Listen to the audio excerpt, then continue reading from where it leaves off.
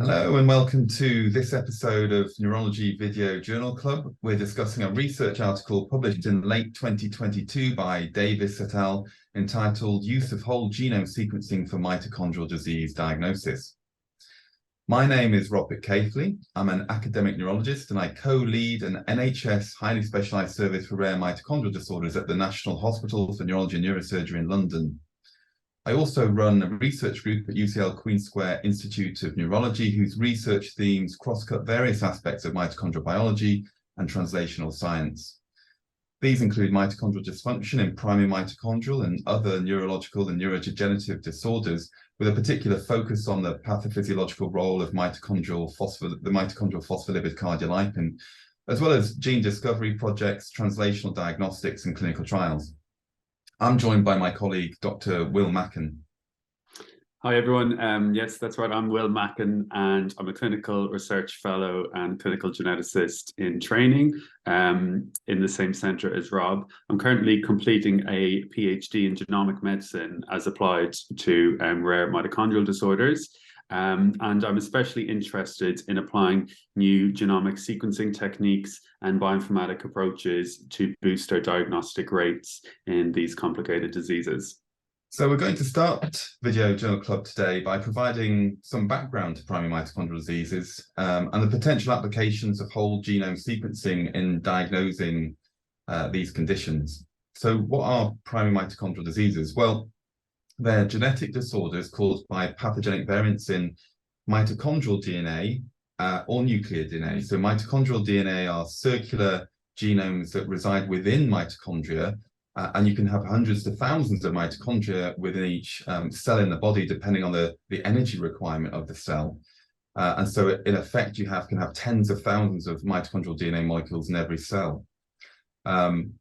There are 60,500 base pairs within each mitochondrial DNA, and within that, there are 37 genes that are important for energy production. There are 1,500 nuclear genes that are potentially important for mitochondria to function properly, and so mutations in any of these genes and both of these genomes potentially cause genetic mitochondrial disease, so-called primary mitochondrial diseases. And the effect of these mutations is to impair oxidative phosphorylation, so the production of energy in the form of ATP, and for the cell to be impaired as a result of that energy failure. Mitochondrial diseases are the most common inherited metabolic disorder, affecting as many as 1 in 4,300 adults, although we think because they're under-recognized, the prevalence is probably much higher than this. And studies have shown that the carrier frequency of pathogenic mitochondrial DNA variants is as high as 1 in 200 to 250. And although the levels of these mutations might be too low to cause the disease to manifest, there is a chance that these mutations will increase across generations, and so later on might cause symptoms in offspring. Traditionally, mitochondrial diseases are often thought to be quite challenging to diagnose, and there are a number of reasons that that's the case. So there often isn't a huge amount of genotype-phenotype correlation between the underlying mutations and the clinical phenotype, and the clinical phenotype can vary widely with the same mutation, and conversely, different mutations can cause the same clinical phenotype. As I've already mentioned, mutations that cause these diseases can reside in 2 separate genomes. They might be in mitochondrial DNA and mitochondria, and mitochondrial DNA mutations are maternally inherited, or they may reside in one of these many nuclear genes involved in mitochondrial function. One very important property around mitochondrial DNA mutations is the concept of heteroplasmy. That is, there being a mixed population of mitochondria within the same cell, some harboring a mutation and some not. And that comes back to the fact that you have so many mitochondria and therefore mitochondrial DNA molecules within each cell in the body. And as you might expect, the higher the level of the mutation, i.e. the higher the percentage of the mutant mitochondrial DNA molecule in the cell, the more likely the cell is not to work properly because of the energy failure. And you can get variability in this level across different tissues, and that often corresponds to the sorts of clinical problems that people have when they have a mitochondrial disease. So on the right-hand side, we've just summarized the approach that we take to diagnostics, molecular diagnostics in people with mitochondrial disease. So we will usually start by analyzing DNA that's been extracted from blood. And we will begin with analysis of the most common mitochondrial DNA point mutations. And these are, there are 3 common point mutations that we tend to analyze first. That's the 3243 mutation, the 8993 mutation, and the 8344 mutation. And if these are negative, we'll go on and sequence mitochondrial DNA in blood. And in parallel, we'll often perform nuclear DNA testing using gene panels. And these are often quite large gene panels, up to 250 disease-causing nuclear genes, and we'll sequence these in parallel to looking at the mitochondrial DNA. Now, if the screening that we do for mitochondrial DNA mutations is negative in blood, we need to think about performing a muscle biopsy. And the reason for that is because pathogenic variants in mitochondrial DNA are selected against over your lifetime. And so the level of the mutation will actually reduce, and sometimes will reach a point where you can't detect the mutation in blood. And so we perform a muscle biopsy and repeat some of these genetic tests looking at for mitochondrial DNA mutations, particularly large-scale rearrangements of mitochondrial DNA. This is where there's a large section of the mitochondrial DNA missing, so-called single deletions, and these can be thousands of kilobases in size. We measure those using techniques such as long-range PCR and Southern blot, because these are almost exclusively undetectable over the age of 20. And we'll also repeat sequencing of the mitochondrial DNA muscle to be absolutely sure that that individual doesn't have a mitochondrial DNA mutation.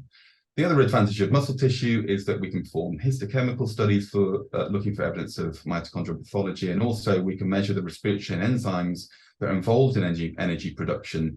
And if these are abnormal, then this just adds weight to this being a primary mitochondrial disease. Thanks, Rob. So I just wanted to give a little bit of background about whole genome sequencing for primary mitochondrial diseases. So the good thing about whole genome sequencing is that it does cover the whole genome. So we're going to be able to look at mitochondrial DNA and nuclear DNA at the same time. And so we're sequencing the nuclear DNA as we would for any other inherited neurological condition. There's nothing particularly special about PMD in that context. However, it's slightly different for our mitochondrial DNA. The good thing about the modern approaches to whole genome sequencing is that we're not doing any PCRs to amplify up certain parts of the genome. We're just sequencing the DNA directly. And because of that, we can take advantage of the high copy number of mitochondrial DNA. There's lots and lots of copies of mitochondrial DNA in most cells in the body. So we'll be sequencing the mitochondrial DNA lots and lots of times. And because of that, we're going to be able to pick up low-level mutations. So these low-level heteroplasmic mutations. And if we use the right bioinformatic variant caller, we'll be able to identify these in our analysis. Another really good thing about using whole genome sequencing for PMDs is that you'll be able to pick up some phenocopies, some mimics. So for example, if you're looking at a CPEO patient, you might want to look at the OPMD gene at the same time and look for a little bit of expansion there in a repeat. So it's really good to be able to pick up these syndromes that look quite like a mitochondrial syndrome. So is there anything you might miss with this approach? Well, as Rob has alluded to in the last slide, some variants will only be picked up in DNA that's been extracted from non-blood tissues, such as muscle tissue. So examples of that might include a single deletion in an adult, multiple deletions, which are harder to identify outside of muscle tissue, and also looking at the copy number of the mitochondrial DNA. So for a depletion, for example, in a small child with mitochondrial disease, you mightn't be able to pick that up successfully in blood extracted DNA.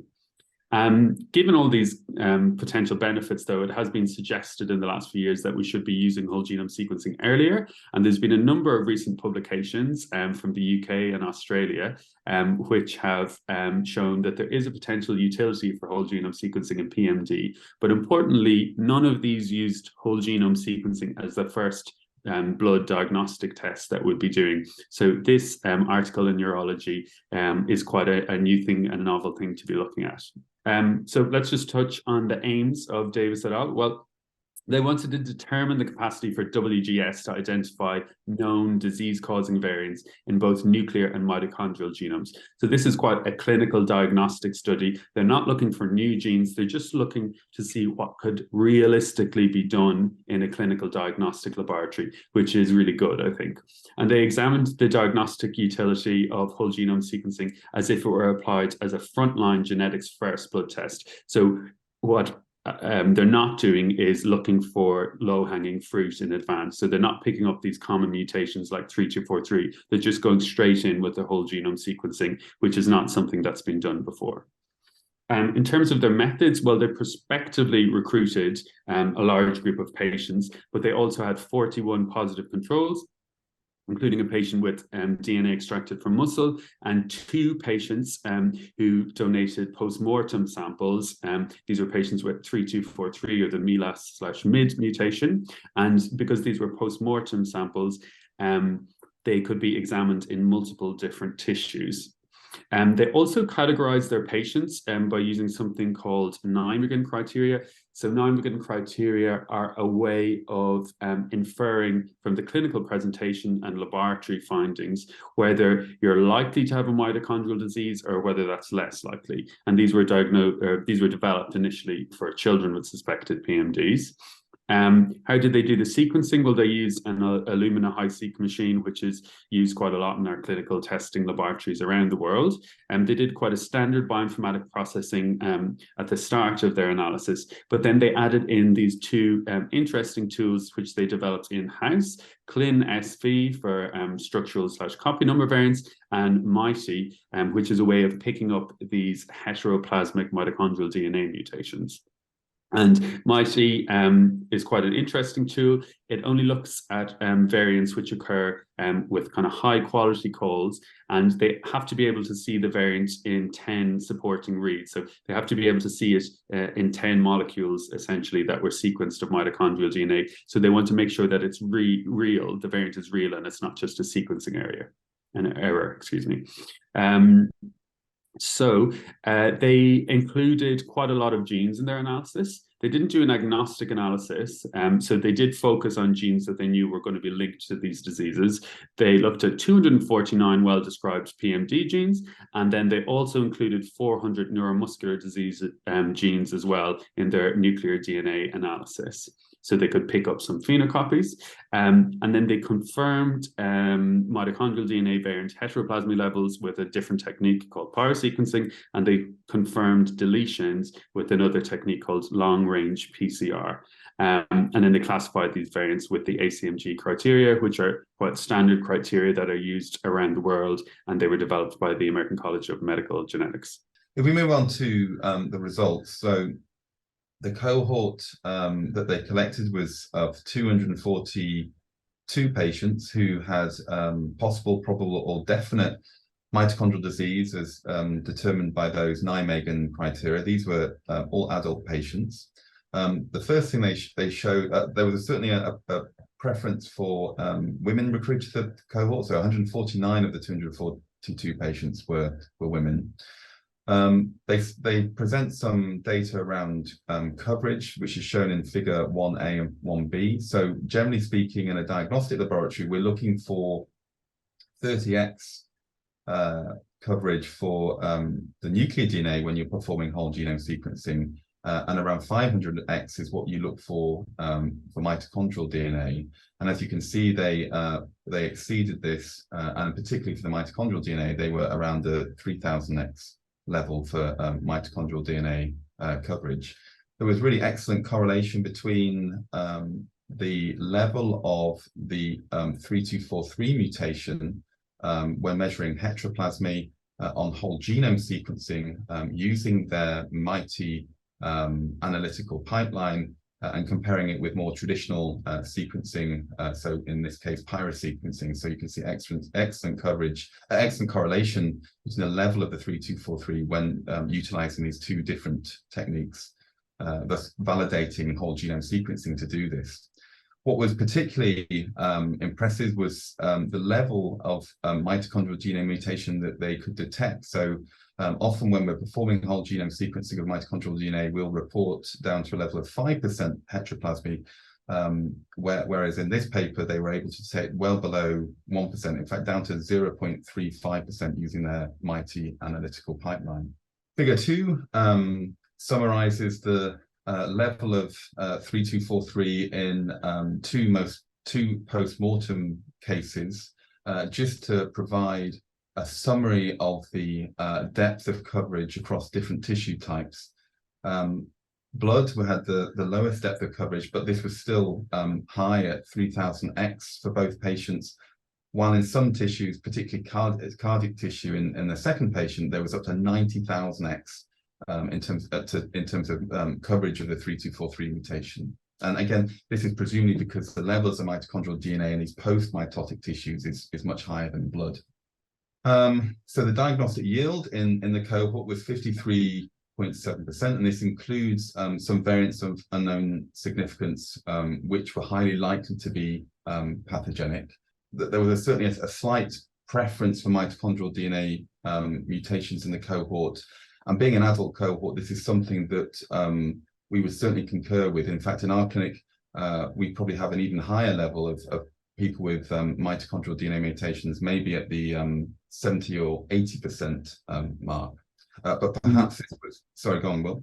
Yeah, no, I was sorry to interrupt. I was just thinking the same thing. Is this because they're only looking at blood DNA, and we've got so many of our adults have, say, single deletions causing CPO, and we can only pick that up in muscle DNA, so maybe it's slightly skewing the ratio there. Do you agree? Yeah, no, absolutely. I think that is the case. It can be very tricky, as we've already mentioned, to pick up large-scale rearrangements like single deletions in blood over the age of 20. So that might go some way to explaining why the proportion of people with mitochondrial DNA is slightly lower than you might expect. Looking at the nuclear DNA diagnosis, these are summarized in figure 3b. So there's a spread of different nuclear genes that they detected, but frequent ones included OPA1, POLG, and TWINK. Looking at their MITI analytical pipeline, they made 73 diagnoses of mitochondrial DNA mutations, the majority, as you might expect, being the 3243 mutation. This is one of the most common mutations within the mitochondrial genome, affecting a tRNA for leucine that causes adult mitochondrial disease. And perhaps only the Leber's hereditary optic neuropathy mutation is more common.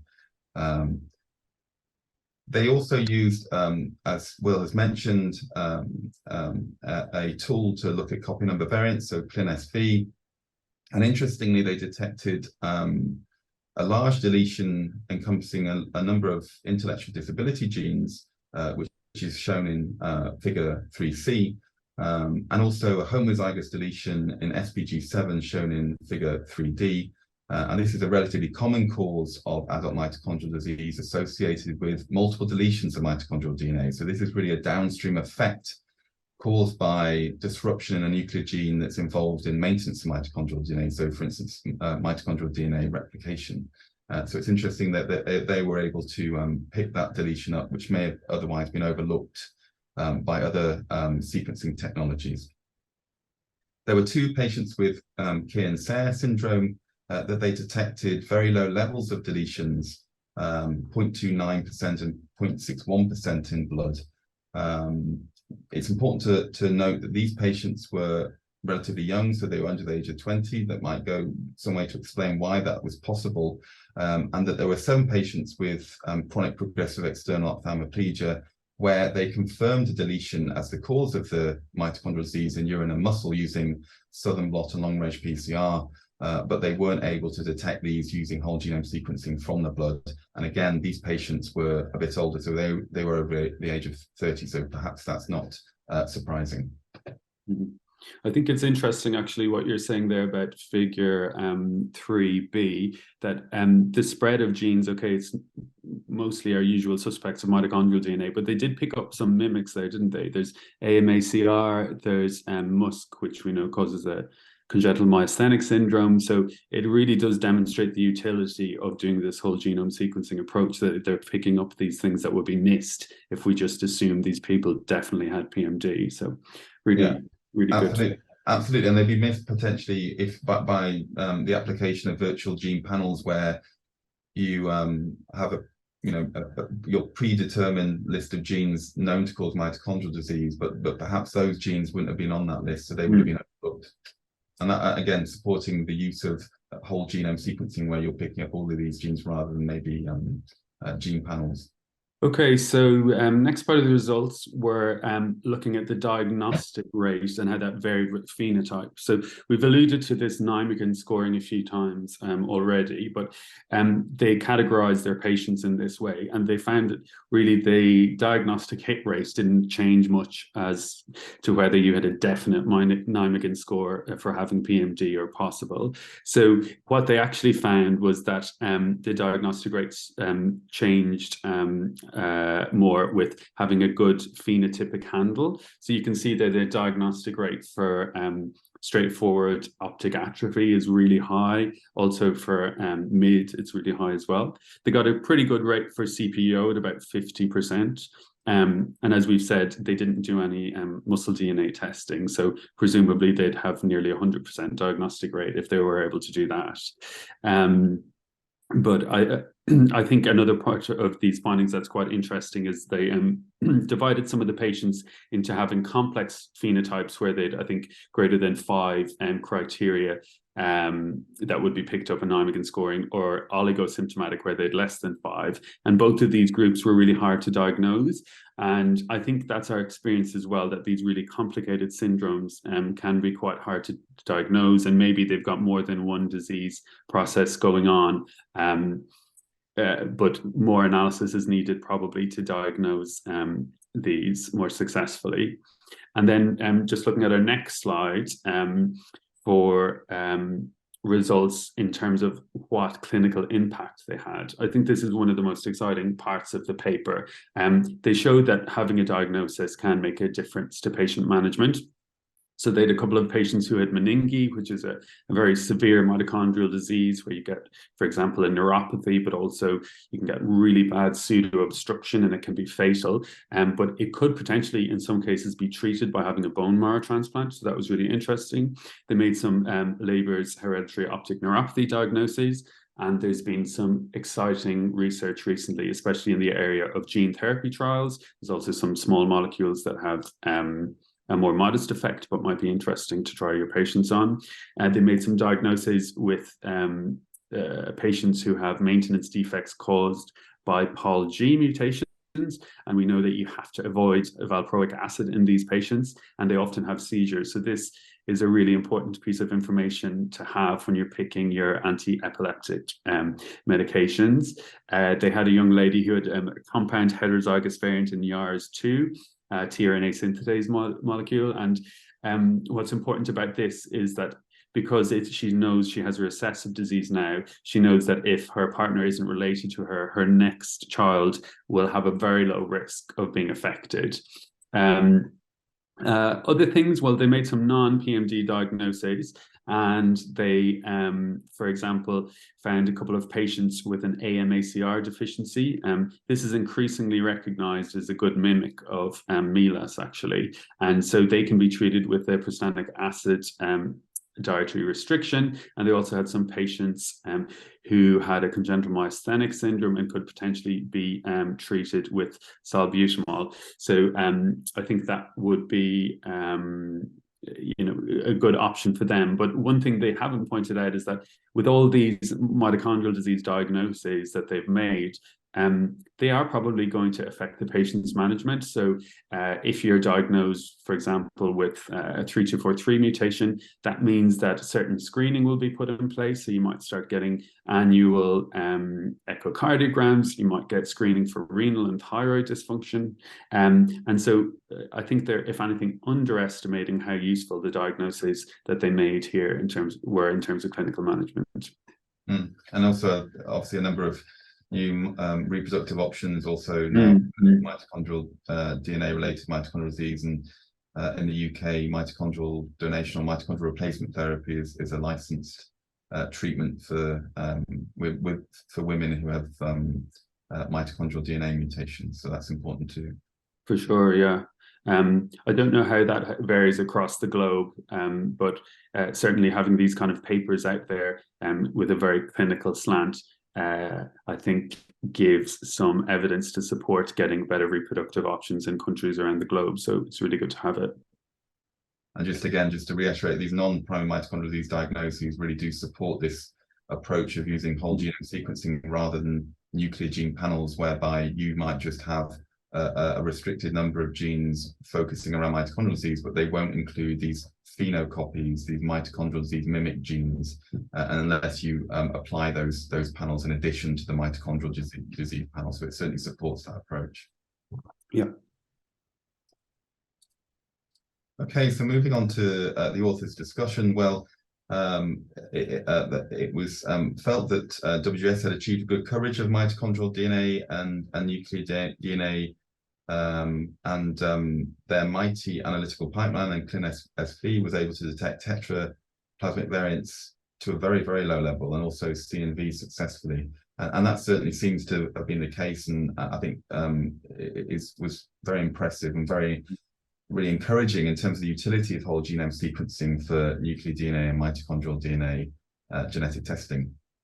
The diagnostic rate was high at 53.7%, and the authors felt that compared favorably with other published studies. But of course, we need to be always slightly cautious about direct comparisons between different studies that maybe perhaps use slightly different technologies, or obviously have slightly different cohorts, and how we then interpret the diagnostic rates between those cohorts. Yeah, I think, you know, the articles that they cited in terms of having a favorable diagnostic rate compared to them are quite different. They're more exome studies, where you've already done some testing for primary mitochondrial disease, and so they're getting an additional uplift in diagnostic rate there. Whereas this is something very different, and I don't think the authors really need to worry about comparing their diagnostic rate to other studies, because they're doing a really good job at showing the utility of this in achieving diagnosis as the first test. A lot of those other studies will have had lots of kids, where you can test parents and look for different recessive diseases and stuff like that. So it's not comparing like with like, but the diagnostic rate here stands up on its own as being really useful, I think. Yeah, I agree. They also mention the need for muscle biopsy, and potentially having this approach, this first-line approach using whole genome sequencing, might reduce the need for muscle biopsy, which is a really interesting idea, and obviously something we aspire towards, because muscle biopsy is an invasive procedure. So if we can reduce the number of muscle biopsies that we perform, then that's to the benefit of patients. Yeah, I agree. That is really exciting.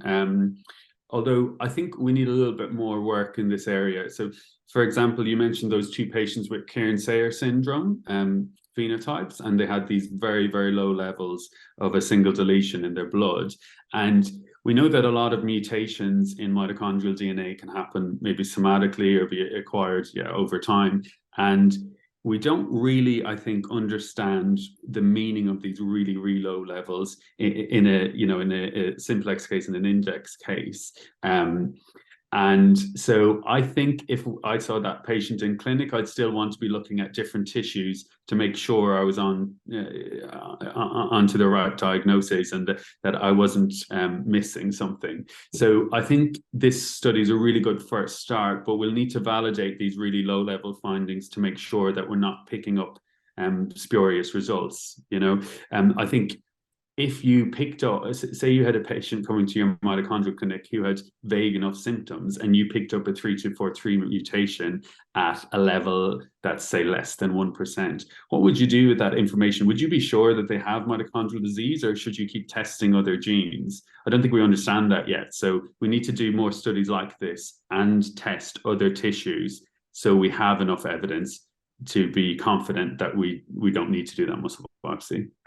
Yeah, I agree, but I think the fact that they've developed this tool with MITI this analytical tool that is able to detect levels that are so low, I think opens all sorts of interesting opportunities for further research to better understand the prevalence of these very low-level mutations and what they might mean potentially, even in out of context of primary mitochondrial diseases, but in other genetic and acquired diseases, and also in aging potentially.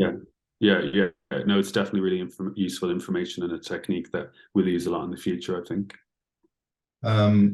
They do touch on maybe certain patient groups where you might target use more targeted mitochondrial DNA testing rather than a whole genome sequencing approach. So for instance, they mentioned those who have a very strong matrilineal pattern of inheritance, obviously suggestive of a mitochondrial DNA mutation, or those with a very specific phenotype or syndrome that's very typical of maybe one of the common mitochondrial DNA mutations, like for instance MELAS and the 3243 mutation. And in those cases, it might be more appropriate to take a more targeted approach to genetic testing of the mitochondrial genome. Yeah, I think that's a fair point, and I'm glad they made it. So, for example, in Labour's, you can just do a little bit of Sanger sequencing because it's a homoplasmic mutation, can't you? And that's really, really inexpensive. But we don't know where things are going to go in the future with costs and stuff. So I think it's a good point to make, though, definitely.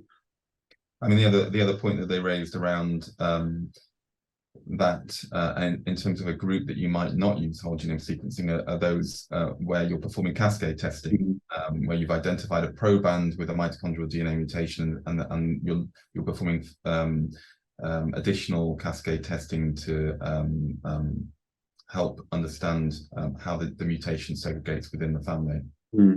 Yeah, and that's a totally fair point as well. But as you said, this Mighty tool is really exciting, isn't it? And if we think of our, say, families with 3243, we'd often have a family member where we test their blood doing cascade testing. So we know this family is affected by PMD and we can't pick it up. And so we have to go to another tissue. And I think their sensitivity is very exciting in this way. So if at some stage WGS is really that cheap in blood, this might be the most sensitive way of picking up those family members and avoid doing other tissues. So really exciting stuff, I think. Yeah, and we've already touched upon this in the results, but this was discussed, and that was in the discussion, and that was the variability in diagnostic rates according to the underlying clinical phenotype. And I think, optic atrophy was one example of that, whereby there were different nuclear DNA and mitochondrial DNA causes that might support a dual sequencing approach for that particular phenotype.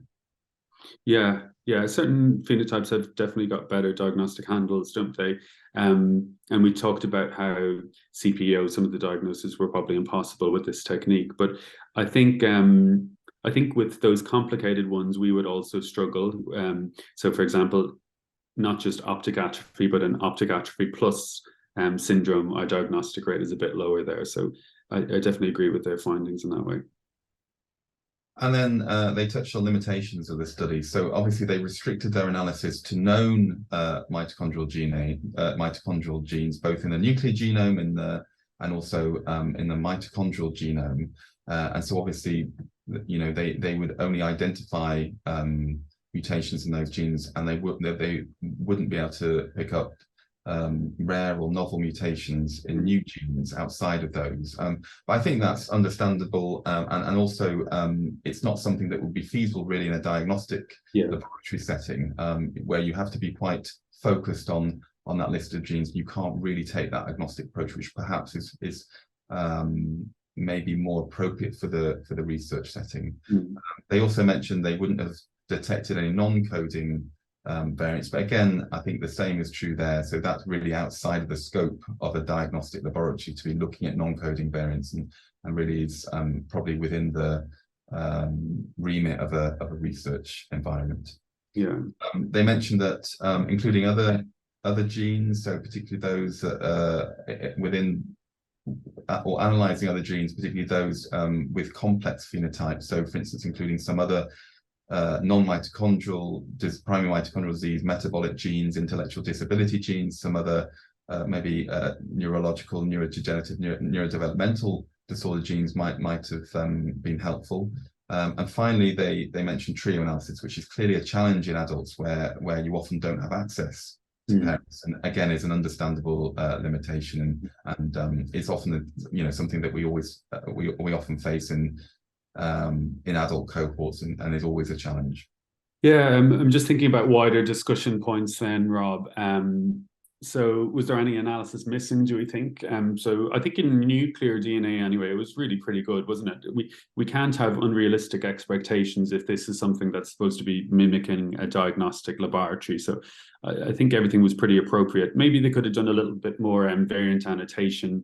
We've got some really exciting new, for example, splicing prediction tools at the moment, some just coming out in the last few months that might have added to a few diagnoses. But as I say, I think all in all, what they did was quite representative of what we can expect from a diagnostic lab. I don't know what you thought, say, about the mitochondrial DNA analysis then. Yeah, so I suppose in their cohort, they didn't have any patients with, so for instance, mitochondrial DNA duplications, although they're often, and they're quite easily detectable in blood often. They didn't have anyone with multiple deletions, which we previously mentioned as being a downstream consequence of defects in nuclear maintenance genes. They didn't have any depletion of people with mitochondrial DNA depletion. So I think it'd be really interesting to apply their approach and their analytical pipelines to maybe patients in whom those types of mitochondrial DNA mutations have been confirmed, just to understand the sensitivity, accuracy, validity of their approach to those particular cases. Yeah, for sure. Duplications can be tricky to understand, can't they? And they can exist with some deleted species as well. So that would be cool. And then applying this, as you say, to muscle DNA, so they could pick up those muscle deletions, or using those newer tools, which can infer copy number or depletion in mitochondrial DNA as a ratio compared to nuclear DNA, would be interesting. I agree. So other things, I think we've touched on this, like low-level variants. What is their significance? I think what's key for me is whether there's a family history, and whether you can test someone else and prove that it's there in a different level. So, these could be incidental findings in some areas. So we need to be a little bit cautious here. But I think probably most of the diagnoses were quite secure here, since it is a mitochondrial clinic. But as you said, we know that there's a carrier rate in the NOMAD data of, I think, 1 in 250 individuals with a pathogenic mutation at 10% or higher. So there's a lot of people out there that we could incidentally come upon, and I'm not sure if we're quite ready for that. So this technology needs to be used judiciously and by people who have expertise in the area, I think. Same with the low-level deletions. We don't know exactly what these mean outside of family histories or very specific clinical contexts. So we need to be careful with that too. They also displayed, I think, quite neatly that, 9 begin scoring isn't perfect for this cohort. And that was my experience as well when I looked at ours. So I don't know if you've any feelings on that. It's designed for kids anyway, isn't it? So it's not. Yeah, absolutely. And I think it really highlights that we need to develop these sort of scoring systems that help predict the likelihood of mitochondrial disease for adults, because obviously the phenotypes are very different. You tend to have much more severe, obviously, multi-system phenotypes in children, and that maybe fits better with this criteria, given that's what it's been designed for. Whereas in adults, you tend to have more tissue-specific phenotypes, and particularly CNS, neuromuscular type phenotypes. And so I think it does really emphasize the need for us to develop systems for approaching adults who might have mitochondrial disease to help start. Yeah, I agree, definitely. And then an interesting thing to think about is, will this WGS data will it be useful for understanding the nuclear background for these patients? So if you're just using it to diagnose a routine 3243 patient, some people might say, oh, that's a bit of a waste of money, or for Lieber's the same. But actually, you're going to be able to look at all of the background nuclear variants as well, and they could, I think there's a recent study from the UK, from Newcastle, pointing this out, that they could be important features in modulating phenotypes. Do you think that could be kind of exciting in the future? Absolutely, and I think if everyone's doing this and generating this sort of data and combining it so that we can look at as large a data sets as possible, really understand these sorts of so we can adequately power these sorts of studies and really understand how the nuclear genetic background influences phenotype in people with mitochondrial DNA mutations. That will be a fantastic outcome. As it's still a major unanswered question as to why people with, even within the same family with the same mitochondrial DNA mutation at levels that appear to be similar, why should they have such differing clinical phenotypes? There must be more to it to explain that, and having these large data sets being shared globally is really the only way that we'll be able to, I think, answer those questions effectively. Definitely. I think, sharing the data is really important. Sharing phenotypic data is really important. And I think there's even some recent literature saying that understanding mutations outside of the primary variant can affect the copy number of mitochondrial DNA that you have as well. So this is all really exciting. I think one other thing to mention is, like, what does this research mean in different contexts? So in Australia, I don't work there, but I think there's a lot of effort to kind of use whole genome sequencing in a publicly funded model, and that's certainly the route that the UK is going down. So in the future in the UK, any patient basically with a rare disease, and already for many rare diseases, can have whole genome sequencing pretty much up front as part of the public healthcare system, and then have more local analysis performed on that. And so you can see how this will click into certain models of healthcare quite quickly. In places like the US, they use more private diagnostic laboratories, I think, and maybe some university laboratories. So the research community will have to work very closely, I think, with these private providers to make sure that every patient gets benefit from this technology. So I think to conclude this video journal club, I think the paper demonstrates really nicely the utility of whole genome sequencing to diagnose primary mitochondrial diseases, and advanced sequencing technologies will certainly enhance the diagnostic yield and efficiency in many instances in people with suspected mitochondrial diseases, which can only be to the benefit of patients. I think there are going to be some circumstances where it's still appropriate to perform targeted genetic testing for common mitochondrial DNA variants, and the authors certainly also agree with this within their discussion. Also, using whole genome sequencing, using DNA extracted from muscle tissue might be required in some adults when the phenotype fits with a large-scale deletion of mitochondrial DNA, for instance, with chronic progressive external ophthalmoplegia. So that concludes our discussion of this paper, use of whole genome sequencing for mitochondrial disease diagnosis by Davis and colleagues. Many thanks for listening, and we hope you enjoyed the discussion and this episode of Neurology Video Journal Club. Thank you very much. Thank you.